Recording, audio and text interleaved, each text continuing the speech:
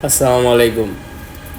আজকে দেখাবো আমাদের নারায়ণগঞ্জ বন্দরের মধ্যেও এরকম একটি এলাকা অথবা অঞ্চল আছে যেখানে গেলে আপনি বুঝতেই পারবেন না যে এটা একটা শহর অথবা এখানে কোনো মানুষ বসবাস করে।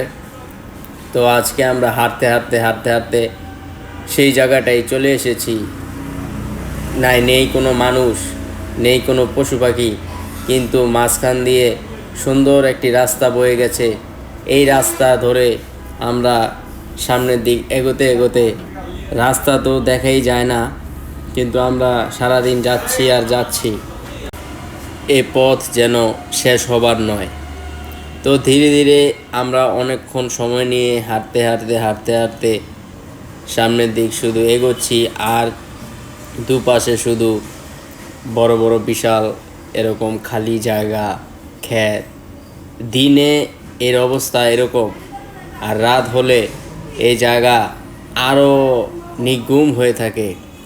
তো আজকে এই জায়গাটাই আমরা দেখতে যাচ্ছি।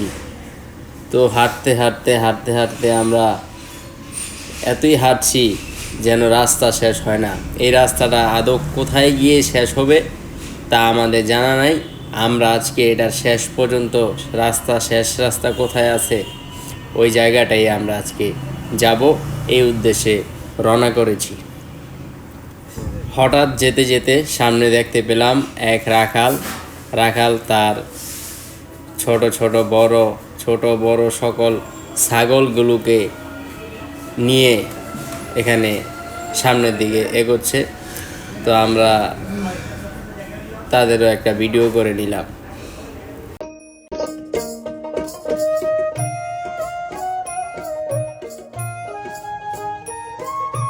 অবশেষে এই রাস্তার সমাপ্তির পথ আমরা গিয়ে পেলাম এক রাখালের মাধ্যমে।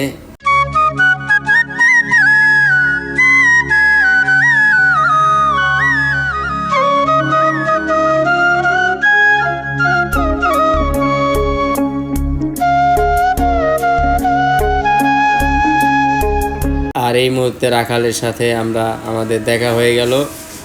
এই জিনিসটা দেখে অনেক ভালো লাগলো। গ্রামের এই দৃশ্যগুলা সচরাচর চোখে পড়ে না।